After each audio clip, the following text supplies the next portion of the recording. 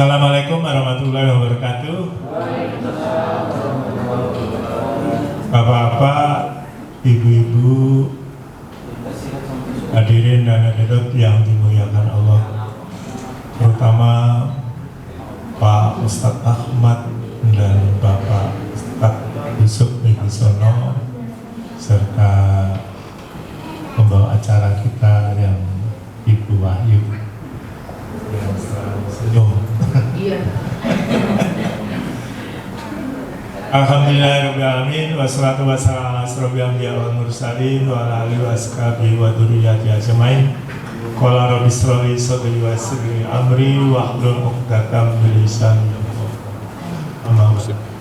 Perkenankanlah pertama-tama kami panjatkan rasa syukur kepada Rabbi yang mana telah melimpah rahmat, hidayah dan inayah kepada kita semua, di mana pada siang hari ini kita masih diberikan kesehatan dan kesempatan yang dalam rangka yaitu kajian zuhur di bulan Ramadan yang pada hari ini adalah hari puasa yang ke-22, di mana mudah-mudahan kita mendapatkan berkah dari Allah SWT di dalam bulan Ramadan ini. Yang kedua, rahmat serta salam tetap kami curahkan pada junjungan kita Nabi besar Muhammad SAW beserta keluarga, sahabat, serta pengikut-pengikutnya, termasuk kita semua nanti kelak pada yaumil akhir atau yaumul ba'as mendapatkan syafaat dari Rasulullah SAW. Amin ya rabbal alamin. Bapak Ibu hadirin dan hadirat yang dimuliakan Allah, saya sebagai pengganti daripada Bapak Miss Nurfalah, cahaya yang beruntung ya, cahaya keberuntungan. Bapak Ibu yang berbahagia, di dalam fase yang ketiga ini adalah fase terakhir, ini adalah fase kemenangan, fase maghfirah, yaitu fase ampunan dari Allah SWT. Jadi kalau awalnya itu rahmat, awsatuha itu ada tengahnya adalah maghfirah, kemudian yang fase ketiganya adalah fase ifkunar ya. Jadi ada 3 fase. Kalau orang sepak bola itu ada babak penyisian, babak ini dan lain sebagainya, akhirnya babak final, semifinal dan final. Maka oleh karena itu bapak-bapak, saya nyinggung sedikit sebelum kita membicarakan ayat kauliyah dan kauniyah. Di dalam fase ketiga ini adalah fase Lailatul Qadar, karena fase kedua sudah diturunkan Al-Quran, kemudian fase ketiganya adalah fase Lailatul Qadar. Jadi sangat beruntung bagi Bapak Ibu hadirin dan hadirat yang bisa menyempatkan diri di dalam yang terakhir ini untuk berjuang mendapatkan Lailatul Qadar. Karena di dalam ayatnya dijelaskan min alfi sahrin ya. Jadi kalau kita dapat sehari saja, itu sekali seumur hidup, itu sama dengan kita luar biasa ya. Umur kita paling-paling berapa Pak Ansel? Ya, kalau Nabi itu 63. Mungkin di orang Indonesia sekarang ini menurut data penelitian itu usia bangsa Indonesia itu 80 sekarang. Ya, 82. Maka oleh karena itu, ya kan? Nah, maka oleh karena itu sebaiknya kita tiap hari ya. Tiap hari siapa tahu pas kenanya yang puasa yang lebih awal, kemudian juga kena yang puasa yang akhir. Jadi kita namanya, kata orang Sulawesi merenggek ya Pak ya, disapu ya, semua disapu kan gitu ya pokoknya. Nah Bapak Ibu tidak perlu harus itikaf full 24 jam. Kalau itikaf yang benar memang 1 kali 24 jam harus selalu berada di masjid. Tetapi Bapak Ibu tidak perlu harus demikian, karena kita ini bekerja, cukuplah membaca Quran, kemudian datang ke masjid sholat, habis itu sholat pulang nggak apa-apa kan gitu ya. Nah syukur-syukur bisa sholat malam. Kalau Bapak mau ikut sholat malam di masjid kami, ada juga Jamiatul Mustaqim itu mengadakan tiap malam itu ada suratul lail. Jadi 1 jam saja, ya, tetapi 1 juz kan ya, 1 jam 1 juz kan gitu ya. Tapi baca ya, karena Quran besar kan gitu. Jadi kelihatan dari jauh, ngintip-ngintip dikit tidak apa-apa. Kalau orang Arab itu malah justru dibawa begini, baca ya, ada yang demikian juga. Langsung sambil sholat begini dia. Tapi kalau orang kita ngintip-ngintip aja nih, yang penting Qurannya besar udah sama besarnya kan gitu ya. Boleh-boleh aja, tidak ada masalah ya. Yang penting tidak batal kan gitu. Ya Bapak Ibu yang berbahagia, mudah-mudahan kita doakan di antara kita semua ada yang mendapatkan Lailatul Qadar. Mudah-mudahan, amin ya. Walaupun hanya sebagian tidak full 1 kali 24 jam, tetapi mungkin dapat bagian 1 jamnya, ya kan. Tanda-tanda Lailatul Qadar itu pada malam itu sejuk ya. Matahari tidak mengeluarkan sinar. Itu tanda-tandanya. Nah, Bapak Ibu bisa lihat, ini kok kelihatannya sejuk nih, datanglah ke masjid kan gitu ya. Mudah-mudahan dapat bagian daripada Lailatul Qadar. Walaupun tidak semuanya, sebagian kecil ya, dalam luar biasa kan itu ya. Ikut sholat subuhnya, kalau misalkan tidak kesiangan kan gitu ya, itu kan sudah bagian kan gitu ya. Mudah-mudahan kebagian. Kalau orang makan kita ikut makan kan gitu ya. Kalau orang dapat bonus kita ikut dapat THR-nya juga lah gitu. Bapak Ibu yang berbahagia, saya ingin menyampaikan yaitu di dalam surat Al-An'am 44. Saya mau bacakan ya, surat Al-An'am ayat 44. Saya tadi sudah screenshot ya. Ayatnya pendek, tapi menggugah pada kita semua. A'udzubillahi minasyaitonirrajim. Bismillahirrahmanirrahim. Nasu ma dzukkiru bihi fatahna alaihim abwaba kulli shay'in hatta idza fariqu bima utu akhadnahum baghtatan fa'idahum mublisun. Shadaqallahul adzim. Saya bacakan. Maka tatkala mereka melupakan peringatan yang telah diberikan kepada mereka, kami pun membukakan semua pintu-pintu kesenangan untuk mereka, sehingga apabila mereka bergembira dengan apa yang telah diberikan kepada mereka, kami siksa mereka dengan sekonyong-konyong. Maka ketika itu mereka terdiam berputus asa. Jadi Bapak Ibu, kalau ayat ini kita renungkan, Allah itu sudah memberikan peringatan kepada kita. Maka oleh karena ada namanya ayat kauliyah dan kauniyah. Kalau yang saya baca ini tadi adalah ayat kauliyah, artinya bisa dibaca. Tapi ada ayat-ayat juga ayat kauniyah. Ayat kauniyah dari sekitar kita semua, ya, ada sekitar kita semua. Kita di ruangan ini ada AC, ya. Nah, itu ciptaan manusia. Kemudian kita di luar ada pohon-pepohonan. Kemudian ada juga bintang-bintang. Kemudian ada juga namanya burung-burung, makhluk-makhluk yang lain. Semuanya itu adalah yang berbentuk di luar kita, itu adalah ayat kauniyah. Ayat memang tidak bunyi, tetapi membuktikan keberadaan dia di antara kita.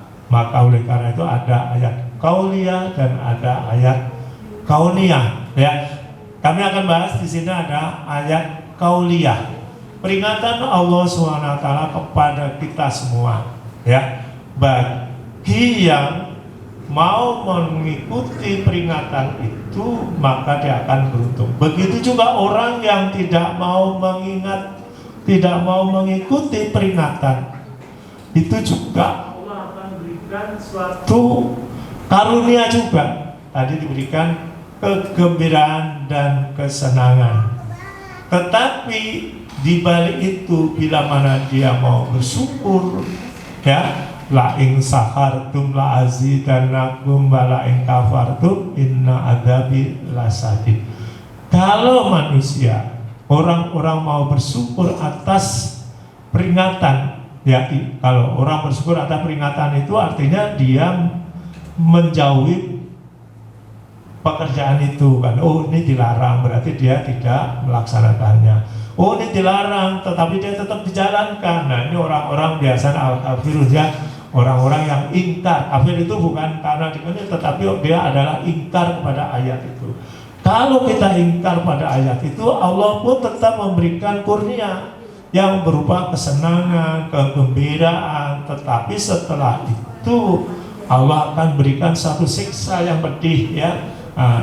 Ya, kemudian kata orang, ini orang nggak sholat, orang nggak ini kok dia rezekinya berlimpah ruah kan gitu. Sedang kita yang rajin sholat, kita ini dan rezeki kita kok masih seret-seret saja begitu. Nah, itulah semuanya itu ujian. Kadang kala kita diuji di dalam hal kemewahan, kita juga diuji di dalam hal ketakwaan dan kesabaran. Maka oleh karena dua-duanya diuji, bukan tidak diuji. Karena orang yang diuji itu akan naik kan gitu, naik derajatnya. Ada yang diuji dengan karena sakit terus, ya, seperti siapa? Nabi siapa itu yang diuji karena sakit? Nabi Ayub. Dia diuji karena sakitnya, ya, tapi karena dia uji, dia sabar dan sampai dia tulang badannya itu tinggal tulang belulang saja kan, masih banyak yang menggerogoti karena sakitnya. Bahkan istrinya, Pak, ya, sampai itu kan katanya utusan, ya kan, utusan Allah kan, Rasul, coba berdoa sehingga minta kesembuhan kan gini dan lain sebagainya, sampai istrinya meninggalkan kan dia.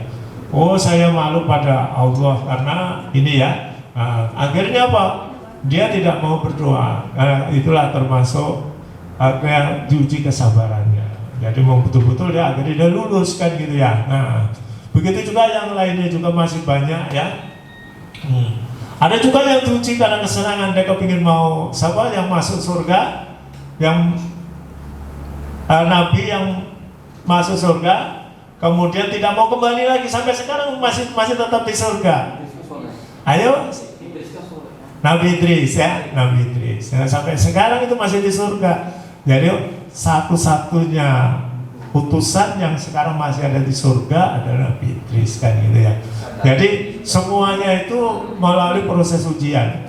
Kita juga diuji, ya. Kita diuji kesenangan, kemewahan, dan kita juga diuji karena kekurangan dan ya sejenisnya itu, ya. Maka oleh karena itu kalau kita sabar, insya Allah iman kita akan meningkat. Karena al-imanu ya wa yajidu wa yanqus. Iman itu kadang-kala turun dan kadang-kala naik, ya. Kalau pas turun, ya, maka oleh karena itu supaya kita lulus tentunya kita harus istiqomah. Istiqomah itu kontinuitas, ya, kontinuitas improvement, kadang bahasa Inggris, ya kan gitu, ya. Nah, kita harus selalu tetap bertahan, tetap tahan uji, dan selalu kita untuk melakukan suatu perbaikan. Jadi maka oleh karena itu kata orang asing itu kita harus continuous improvement, selalu langgeng, selalu tetap kita untuk melakukan perbaikan untuk meningkatkan diri kita semuanya. Bapak Ibu yang berbahagia, tadi ayat kauliyah, artinya ayat itu ada di dalam Quran yang sudah diwahyukan kepada Nabi kita, junjungan kita besar, Nabi kita besar, yaitu Muhammad Rasulullah SAW, yang menjadi panutan kita semua. Mudah-mudahan karena Quran ini adalah merupakan Nabi yang telah akan memberikan syafaat, namanya syafaatul udma, syafaat yang agung, ya. Nah, maka oleh karena itu termasuk saya sendiri juga bacalah kan gitu, ya. Nah, syukur-syukur di dalam bulan Ramadan ini bisa Khatam 1 kali, syukur bisa 2 kali, bisa 3 kali, sangat luar biasa. Semuanya akan meningkatkan. Di dalam Al-Quran itu ada energi, ya. Kalau kita baca, mohon maaf, kalau kita baca habis sholat subuh kan gitu ya, hati kita menjadi tentram kan gitu, tatmainul qulub ya, hati kita menjadi tentram. Maka oleh karena itu, kalau ingin mencari di dalam keluarga kita menjadi tentram, tentunya kita sering baca-baca Al-Quran. Insya Allah Quran itu juga di samping juga sahabatul hikmah juga akan mendapatkan satu fadilah pahala yang sangat luar biasa. 1 huruf 10 kebaikan. Untuk kita berbuat baik 1 saja itu sulit, apalagi 1 huruf saja 10 kebaikan. Kalau kita baca 1 halaman, bahkan 1 juz ya, luar biasa. Tapi dengan cara tentunya kita ikhlas kan gitu. Kalau kita tidak ikhlas, ya kembali pada diri kita. Innama a'malu binniyat, kembali kepada niat kita. Bapak Ibu yang berbahagia, saya ingin berbagi tip ya.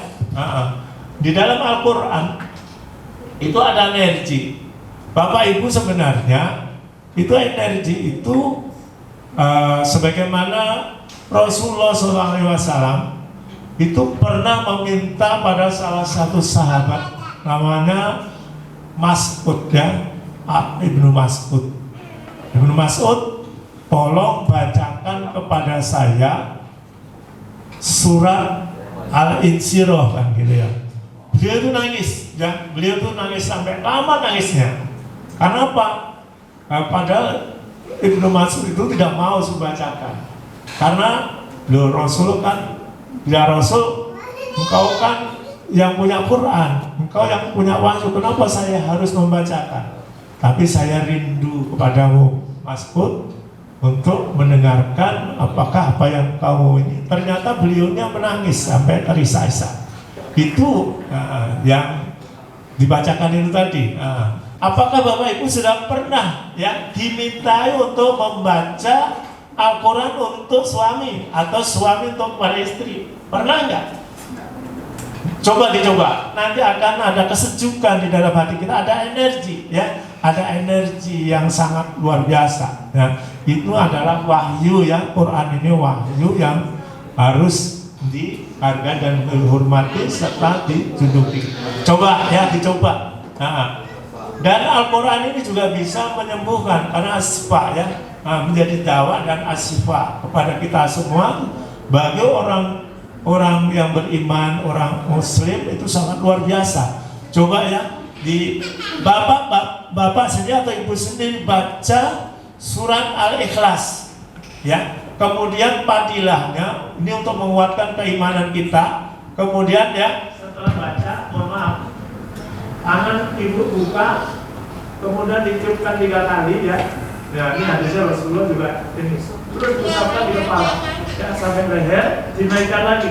Insya Allah kita terhindar daripada perbuatan syirik ya, terhindar dari perbuatan syirik kan gitu. Kemudian kalau Bapak Ibu juga ingin mendapatkan suatu kesehatan kalau sakit ya, karena Al-Quran juga sebagai sifat ya, Bapak Ibu bisa dibacakan ya, Falaq dan Nas itu adalah pelindung kita, pertahanan kita di dalam kehidupan.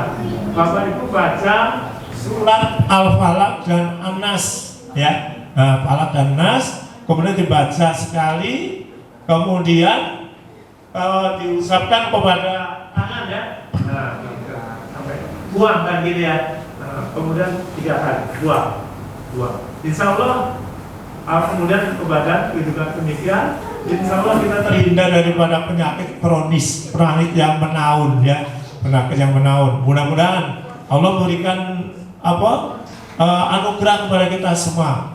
Kalau Bapak Ibu juga kepingin mau transfer energi, bisa Bapak Ibu ya, putra-putranya supaya putranya menjadi orang yang cerdas, cerdik, mendapatkan rezeki yang luas, bacakan pada saat ini ya. Kemudian jarak jauh namanya transfer energi. Jadi anak-anak kita menjadi anak yang cerdas dan cerdik kan gitu.